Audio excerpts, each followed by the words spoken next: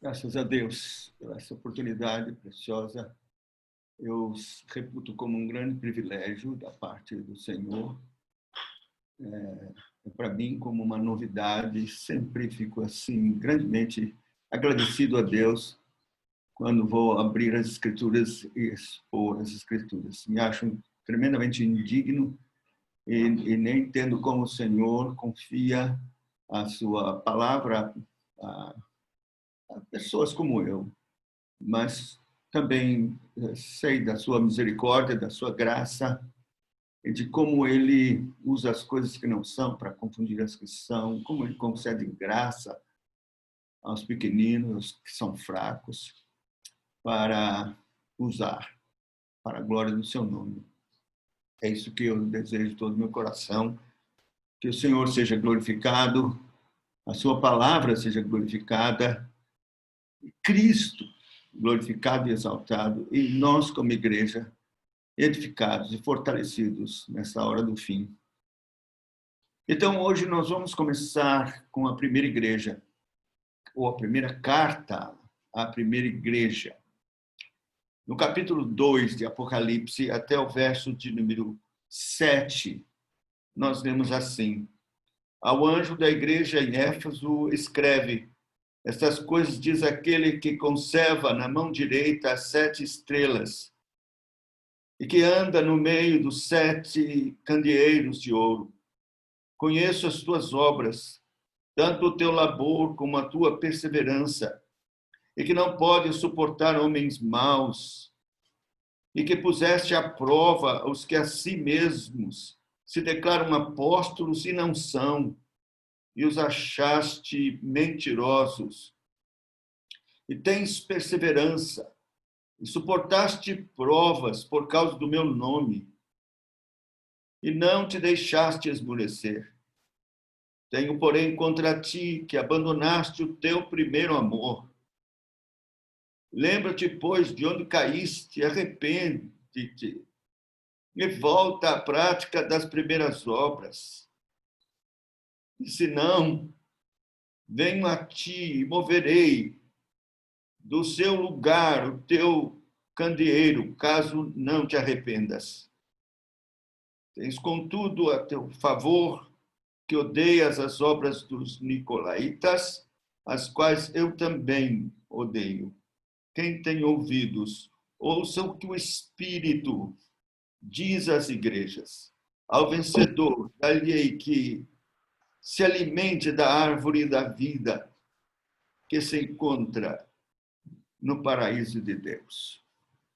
Vamos orar. Senhor, tem misericórdia. Mais uma vez, eu peço que tu te apiedes de nós, Senhor Deus, que não seja apenas uma reflexão, mas seja, Senhor Deus, a exposição fiel da tua palavra e o mover do teu Espírito Santo, uma manifestação de Espírito e poder, tanto de minha parte como instrumento, como também, Senhor, aplicando no coração de cada um a tua santa e bendita palavra.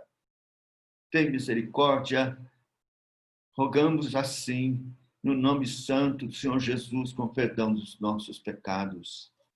Amém. Bem, temos aqui esta carta.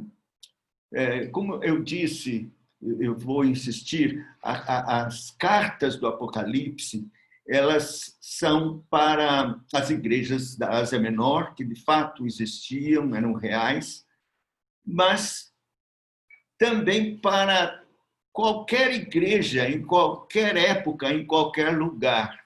As admoestações, elas, e todas o louvor, as admoestações, elas existem para nós hoje. Então, isso é extremamente importante que nós estejamos assim atentos, porque o Senhor Jesus, que tem as 7 estrelas nas mãos e que anda e passeia pelos castiçais, que são as igrejas, 7 é o número de totalidade, todas as igrejas locais, em todo e qualquer lugar do mundo, Cristo tem interesse grande e passeia pelas igrejas. E então, no capítulo 2, aqui temos esta carta à igreja de Éfeso. eu queria ressaltar 3 coisas aqui nesta carta. Primeiro, percepção. Uma percepção que o Senhor nota que essa igreja tinha, uma percepção ou um discernimento vindo da parte de Deus mesmo, mas que era aguçado dessa igreja. Em segundo lugar, prescrição que o Senhor faz, é uma admoestação, uma prescrição que o Senhor faz à igreja. E, por último, uma persuasão, quer dizer, uma palavra firme, até certo ponto dura, no intuito de persuadir a igreja aquilo que o Senhor Jesus deseja e quer. Bom, primeira coisa, eu quero falar sobre esta igreja de Éfeso.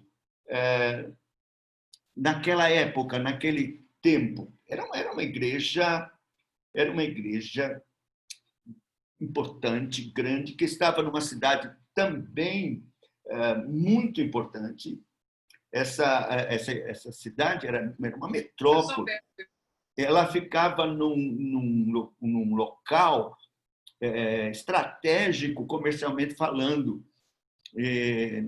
Então, era uma cidade de comércio forte, grande, e tinha, era notável, um templo imenso, colossal, a uma deusa chamada Diana. Nós sabemos, né, pelo relato bíblico, que comoção causou na cidade o apóstolo Paulo pregando a respeito de Cristo, e alguém então denunciou dizendo que ele estava detratando contra a deusa Diana, e foi uma coisa horrorosa. Durante 2 horas ficaram clamando louvor à deusa Diana. E era um edifício imenso, esse templo. Os historiadores dizem que era uma das 7 maravilhas do mundo de então, daquela época, esse templo dessa deusa. Mas esses templos consistia na adoração dessa deusa, claro, idolatria, imoralidade, não é? Idolatria, imoralidade e superstição. Quer dizer, essas coisas marcavam, não é? Tudo o que se fazia. Era assim aquela cidade tomada. Alguns autores dizem que havia um outro templo que era também dedicado ao imperador, em onde se fazia cultos ao imperador. Então, você veja que era uma cidade, em termos de evangelho, totalmente hostil. Mas Deus operou de forma maravilhosa. Essa igreja foi plantada. Paulo, quando chegou lá, encontrou alguns judeus convertidos e plantou essa igreja lá. E Deus abençoou muito a sua passada ali, a sua passagem ali e a plantação dessa igreja. Nós sabemos que essa igreja contou com o trabalho e o ministério de Paulo, também de Priscila e Áquila, de Timóteo, que Paulo deixou lá por um tempo também, e do próprio João, que é o autor aqui de Apocalipse, que passou por lá. Depois de ele ser liberto de Patmos, a tradição diz que ele voltou para essa igreja de Efésios. E dizem, até interessante, isso é bem conhecido, que ele já estava bem velhinho, não conseguia ir à igreja, mas eles levavam, carregando a cadeira, e botavam ele lá na frente para ele dizer: amai-vos, mandamento vos tenho, amai-vos uns aos outros. Eu fiquei tão comovido com isso. Então, essa igreja era uma igreja importante, muito importante. Então, a primeira coisa que temos aqui é a percepção. Nós vamos ver aqui nesses versículos que eles tinham uma percepção. O Senhor diz: conheço as tuas obras, tanto o teu labor como a tua perseverança, e que não pode suportar homens maus, e que puseste à prova os que a si mesmos se declaram apóstolos e não são, e os achaste mentirosos, e tens perseverança, e suportaste prova por causa do meu nome, e não te deixaste esmurecer. Que percepção, não é? Que discernimento, que preparo doutrinário essa igreja tinha, que lastro doutrinário ela tinha para ter estas percepções e recriminar esses males que de fato estavam acontecendo e surgiram. O Senhor Jesus louva, portanto, a igreja por esta firmeza doutrinária contra a heresia e contra estes falsos apóstolos, esses que se diziam apóstolos e não eram, esses hereges e mentirosos que apareceram lá. Isso, o apóstolo Paulo já tinha feito uma advertência a respeito disso, quando ele encontrou os presbíteros da igreja de Éfeso em Mileto. Ele então ali se encontra e se despede deles, né?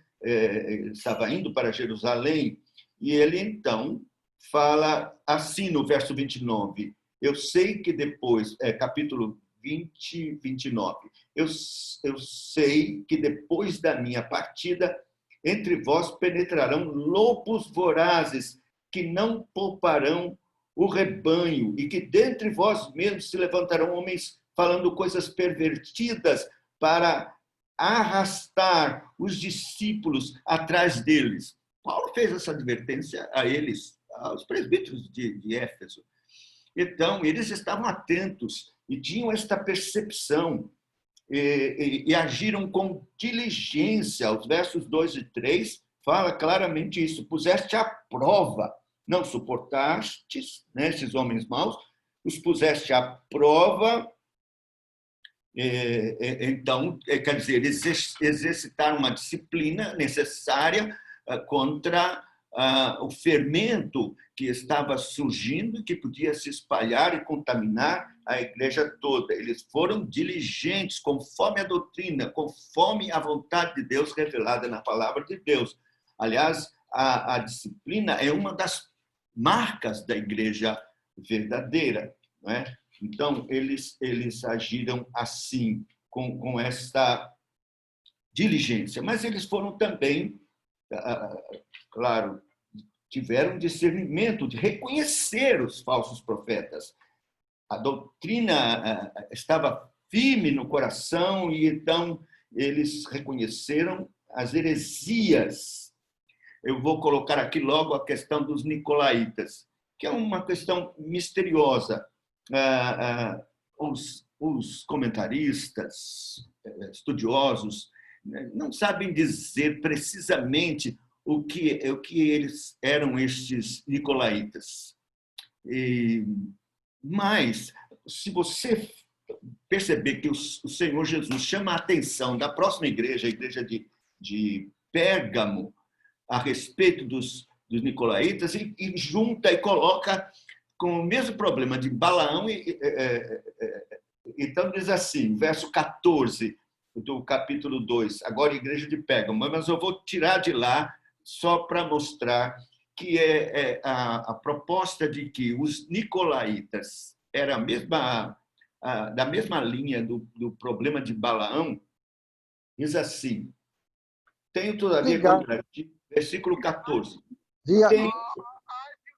tenho todavia contra ti algumas coisas se aperta em cima do aí os que sustentam a doutrina de Balaão, o qual ensinava a Balaque a armar ciladas diante dos filhos de Israel para comerem coisas sacrificadas aos ídolos e praticarem prostituição. Agora, verso 15. Outro sim também, tu tens os que, da mesma forma, sustentam a doutrina dos nicolaítas. Esse, da mesma forma, então, mostra que os erros dos nicolaítas eram parecidos com os erros dos que seguiam Balaão. Comiam comidas sacrificadas a ídolos, ou participavam de festivais, festas, onde se ofereciam comidas sacrificadas a ídolos. Então, eles tiveram esse discernimento, rechaçaram isso, não participaram, eles eram firmes, bem firmes. E também tinham perseverança, porque era uma época difícil de perseguição, mas o Senhor os elogia. E tens perseverança, e suportaste provas por causa do meu nome, e não te deixastes esmurecer. Então, ficaram firmes, perseverantes. É claro, a gente sabe que esta é uma obra da graça do Espírito Santo, em que os crentes verdadeiros gozam, experimentam isso. A ação do Espírito Santo é quem nos faz perseverantes. E então, eles perseveraram, eles ficaram firmes. E o Senhor Jesus elogia, porque ele conhece cada igreja, ele sabe, ele passeia pelos castiçais, ele tem os anjos, os pastores nas mãos, e ele sustenta, e tem interesse e amor, como aquele Cantares 5 que fala de Jesus, do noivo, no jardim, querendo ter comunhão com a noiva. Então, assim também Cristo deseja ter comunhão, ele ama a sua igreja. Mas veja, ele então faz uma prescrição. Uma prescrição seria chamar atenção com amor de uma fraqueza que estava acontecendo na igreja.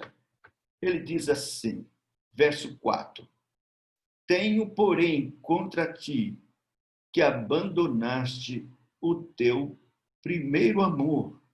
Lembra-te, pois, de onde caíste e arrepende-te e volta à prática das primeiras obras, senão venho a ti e moverei do seu lugar o teu candeeiro, caso não te arrependas. Veja, deixaste o primeiro amor. Oh, que tristeza! A gente fica tão animado e alegre por ver que essa era uma igreja tão firme doutrinariamente. E aí ficamos imaginando, mas como pode uma igreja tão firme doutrinariamente, com essas percepções e discernimento, e de repente o Senhor expõe uma coisa dessa? Vocês deixaram o primeiro amor. Então, essa é uma advertência que mostra claramente que zelo doutrinário é importante, mas é muito fácil as pessoas com zelo doutrinário perderem o primeiro amor e então se tornarem frias. Intelectualmente sabem tudo sobre doutrina, compreendem, podem discernir, ver o erro, rechaçar o erro, mas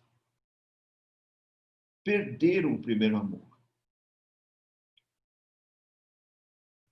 Deixaram o primeiro amor.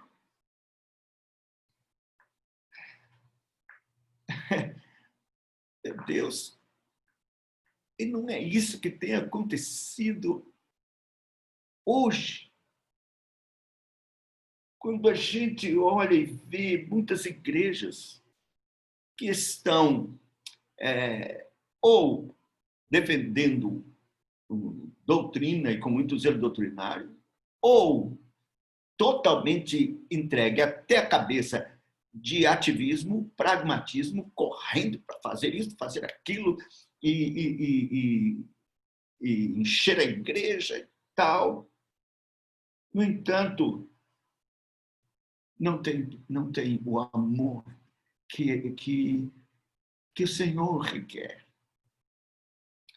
E o que seria este primeiro amor? Bom, primeiro, Cristo acima de tudo. Cristo acima de tudo.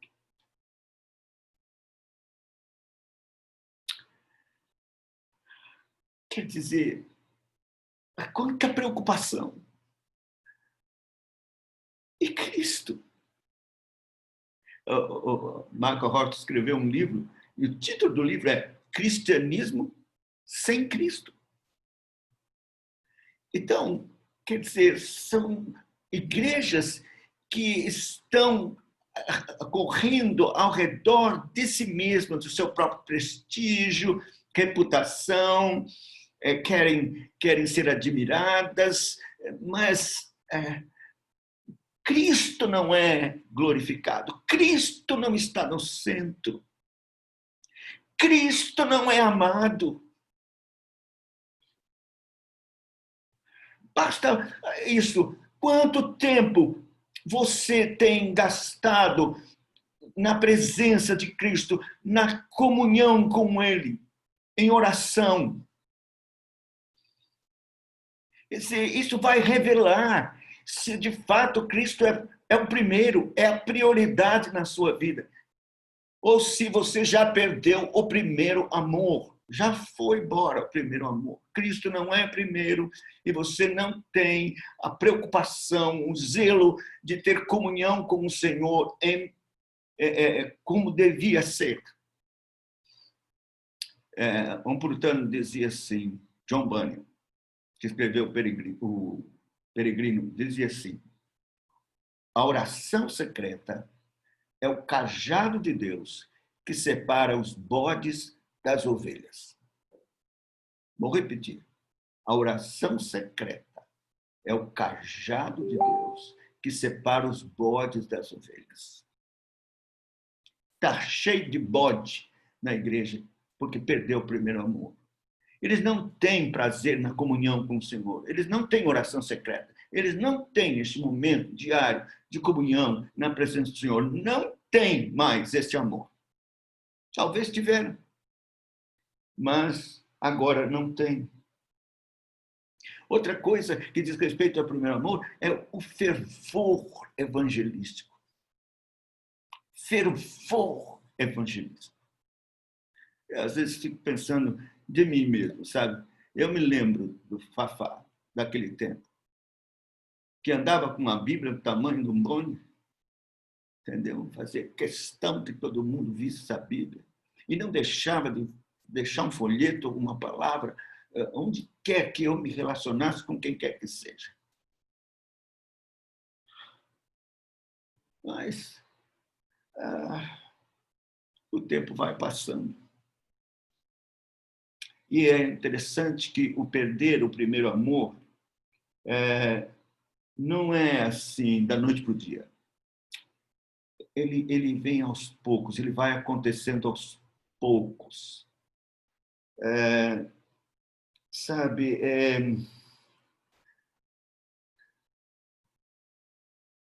aquele ardor tão grande, aquele amor que chega a aquecer o peito por Cristo, pela sua palavra, pela oração e por evangelizar. As coisas vão, de repente, mas, na verdade, vamos, assim, aos poucos, acabando. Aos poucos. A gente acaba sabendo muito acerca de Deus, mas pouco de Deus, da comunhão com Ele. E a gente, sem perceber, o mundanismo vai tomando conta no nosso coração, cada vez mais perto do mundo, cada vez mais longe de Deus. E a gente, no lufa-lufa das atividades, até mesmo ministeriais, nos distanciam de Deus. Porque não justifica. A gente pensa que naquela lufa-lufa do ministério que vai justificar. Não vai. Não substitui o amor a Cristo e o desejo de estar com Ele em comunhão, em oração. E aquele ardor. E a gente nem percebe que aquela chama, pouco a pouco, vai enfraquecendo o nosso coração.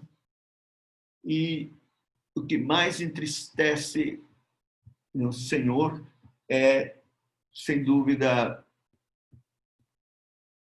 um candelabro,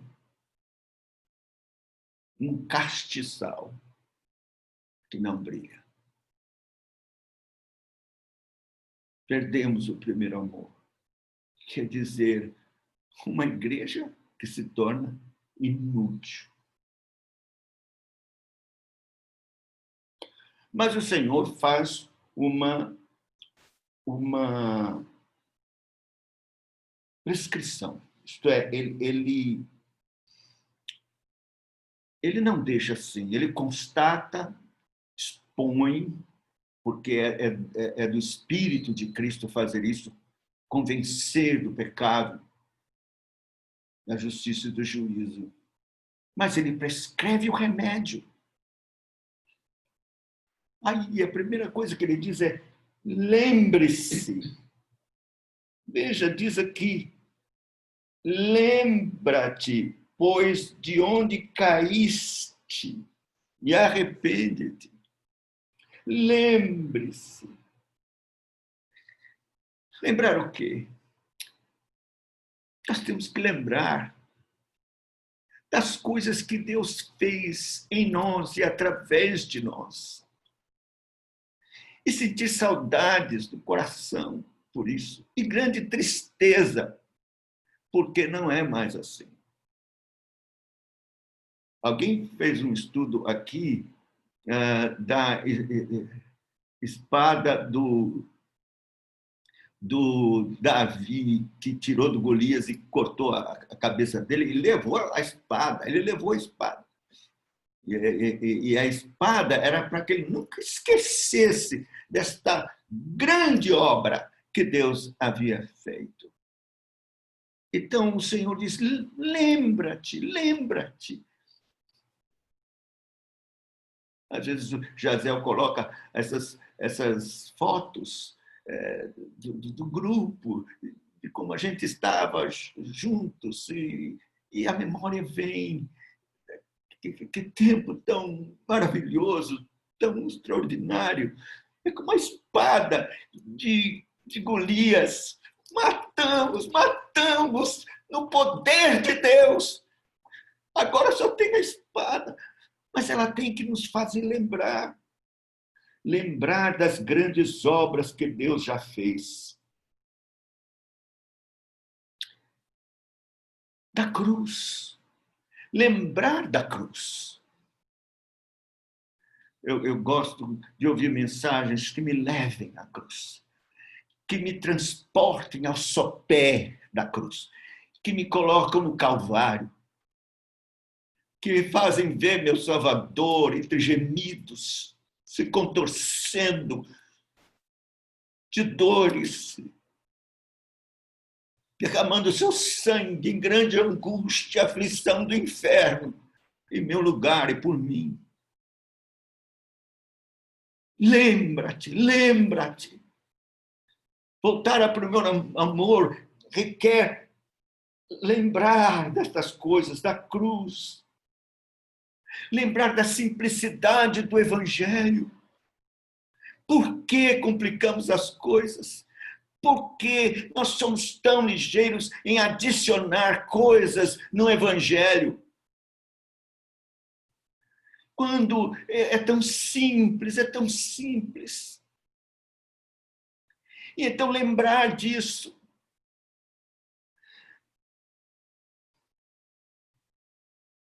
Lembrar quem você era. E então, arrepender-se é constatar que não estamos assim. E nos arrepender. Lembra-te, e diz o texto claramente, de onde caíste. Lembra-te de onde caíste e arrepende-te. Constatar isto e buscar arrependimento. Eu tenho pregado, uma das mensagens foi o arrependimento como uma graça evangélica, porque os símbolos de fé, nossos símbolos de fé, falam que o arrependimento é uma graça evangélica. É mesmo, é um dom de Deus. É Deus quem dá. Que o Senhor diz, arrependei-vos, mas mortos em delitos e pecados não podemos. Mas se buscarmos, Deus concede arrependimento por sua graça.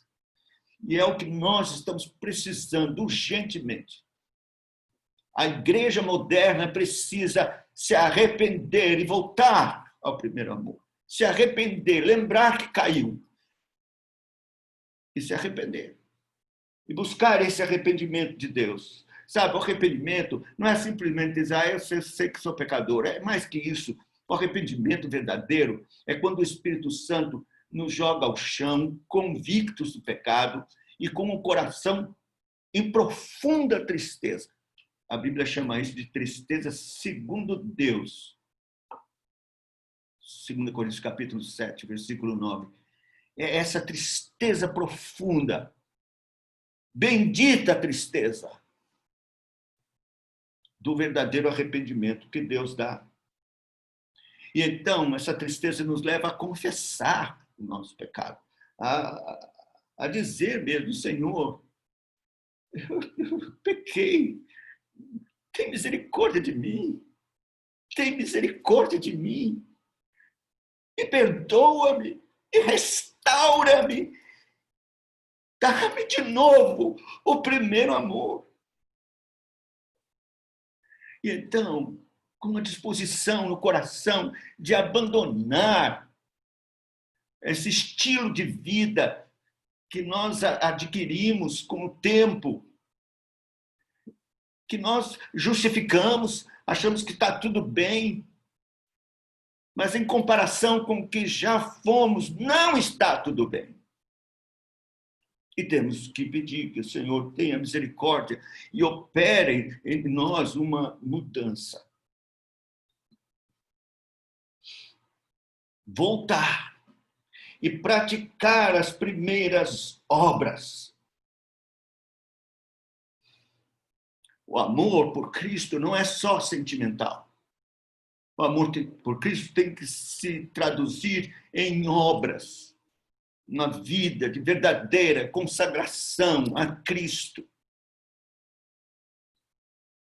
Eu sei que não é fácil, mas a obra do Senhor, ela existe, ela é sobrenatural, ela é poderosa, ela realmente faz com que morramos para o mundo e ressuscitemos com Cristo para a vida do primeiro amor. Deus pode fazer isso. E por último, é a persuasão eficaz de Cristo, com toda a sua autoridade de cabeça do corpo, de Senhor. Ele faz essa persuasão, essa palavra de persuasão, até como ameaça. Uma ameaça. É claro, a gente pensa, Jesus é amor, mas exatamente porque ele ama, com todo o zelo, ele ameaça a sua igreja na intenção de que ela, de fato, ouça. Veja que ele diz assim, quem tem ouvidos, se não, no mesmo verso de 5, se não, venho a ti e moverei do teu lugar o teu candeeiro, caso não te arrependas. Bem, é claro que o Senhor quer que nós nos arrependamos e que esta ameaça nos desperte E os eleitos de Deus verdadeiro vão se despertar, vão tremer diante desta ameaça de que ele vai remover o candeeiro. Sabe o que quer dizer isso? Não vai ter mais ministério, não vai ter mais igreja, acabou.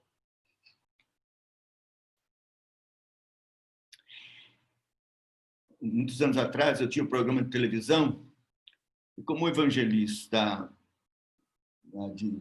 de broadcast, eu fui convidado para participar de uma conferência nacional de todos os broadcasts lá nos Estados Unidos, em Washington. Uma coisa assim, fui parar lá. Um negócio, até Ronald Reagan falou lá. E quem pregou foi Billy Graham. Me encontrei, assim, nos corredores, sabe com quem? Jimmy Swaggart. Eu tinha uma admiração por Jimmy Swaggart. Até a Bíblia grandona, eu me espelhei nele. Ele era um pentecostal, mas eu também era.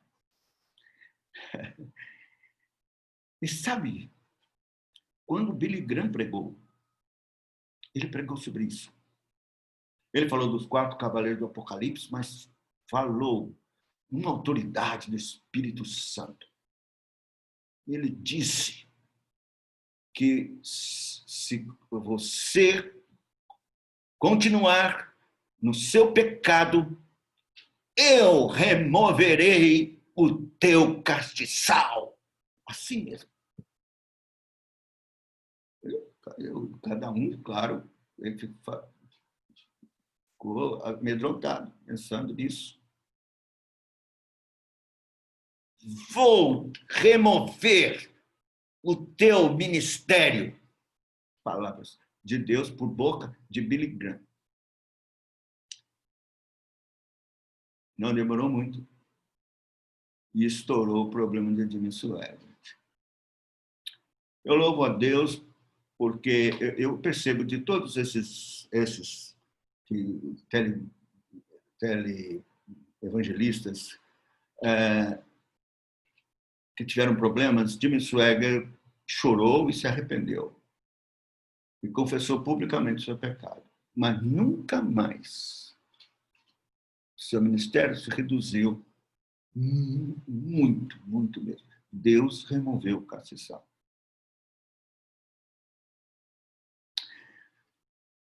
E eu não me esqueço o dia em que eu fui com Jaziel e com um grupo para conhecer a igreja que o presbitério deu nas mãos do JV para tentar evangelizar, fazer alguma coisa. Nós fomos. Quando a gente chegou, era um templo com torre, tudo. As portas da igreja. Era um templo, era um templo. Fechado, fechado. Nós abrimos os bancos, o púlpito, tudo lá. Aí andamos mais para dentro, abrimos os armários e descobrimos aquelas cadernetas de escola dominical, nomes e nomes. Presente, faltou, não sei o quê. Uns 300, era uma pilha de caderneta das classes com os nomes, a relação dos nomes. Uma igreja viva, igreja. A gente percebia. Abrimos outro armário, as togas do coral, todas muito bem colocadas nos cabides. Meu Deus, era uma igreja. Cadê a igreja? Não existia mais. O que foi?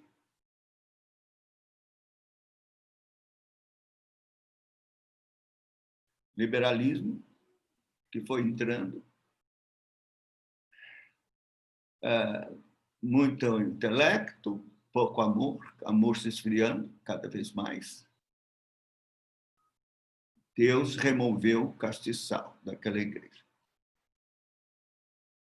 e nem permitiu que o JV levantasse. Mas é uma ameaça. É uma ameaça viva, real, para mim e para você. Nesse livro do Apocalipse. E vamos ver outras mais que vão surgir. Porque o interesse do Senhor, o interesse de Deus, é guardar os seus, adverti-los e operar com o poder do seu Espírito no coração uma verdadeira conversão, uma restauração. Levantá-los de novo, cheios de amor.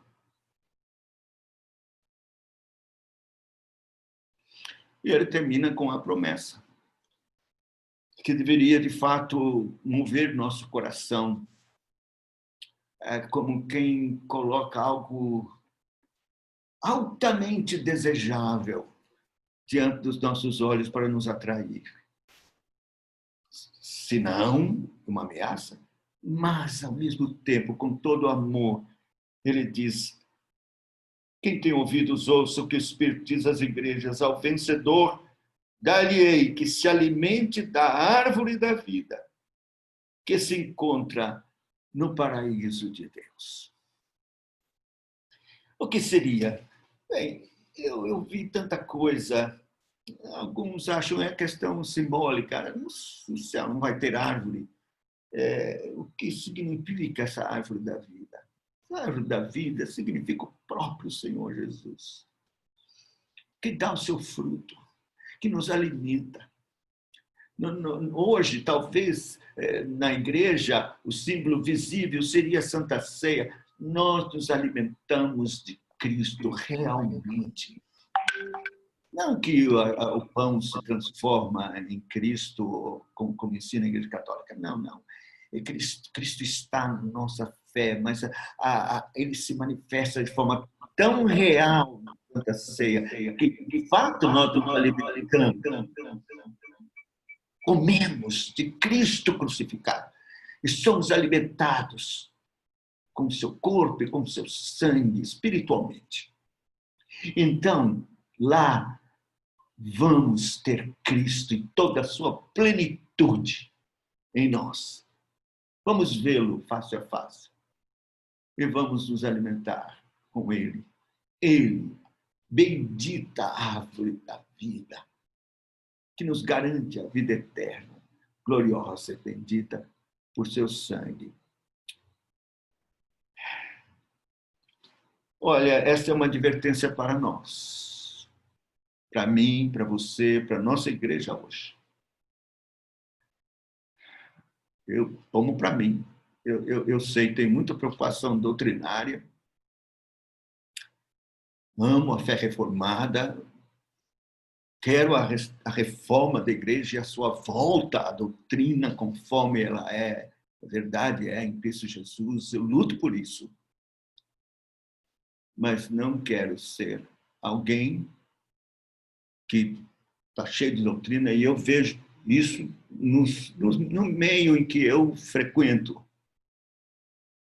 Gente, um zelo enorme pela doutrina, mas sem fervor, sem amor, sem aquele amor por Cristo. Graças a Deus, o Senhor tem me aberto os olhos. O nosso projeto, os puritanos, nós temos um lema: por reforma e avivamento. Então, essas duas coisas combinadas são de grande importância. Doutrina e aquele ardor, avivamento santo. Buscar ser cheio do Espírito e ter este ardor por Cristo e pela sua obra. Que o Senhor tenha misericórdia de nós, e a carta a Éfeso, ditada pelo próprio Senhor Jesus Cristo, seja para nós uma grande advertência.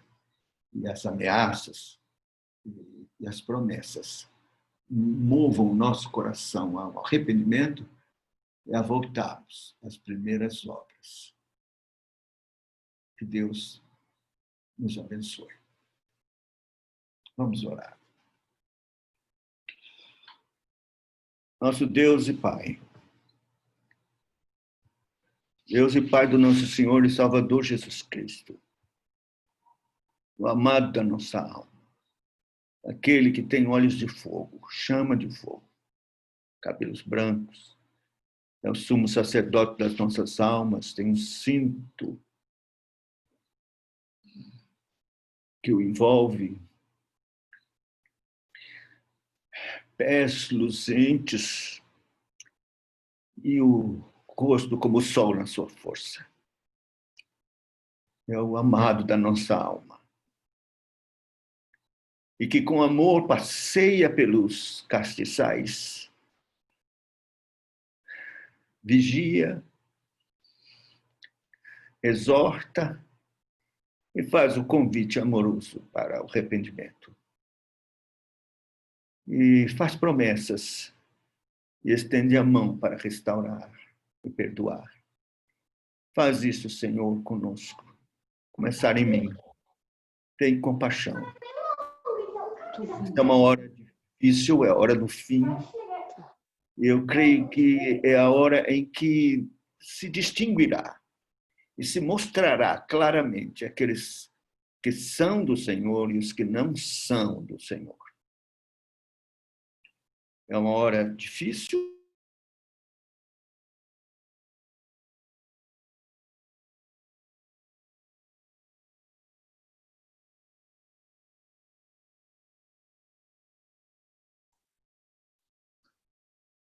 Fafá, você fechou o microfone. Perdoa-nos, Senhor, porque deixamos o primeiro amor. Vem, Senhor. Dá-nos arrependimento sincero. Queremos voltar às primeiras obras e glorificar o teu nome. Não nos deixe, Senhor, morrer antes que o Senhor faça isto. Em nosso coração. Suplicamos, em nome de Cristo, para a glória do Senhor da nossa vida, o amado da nossa alma,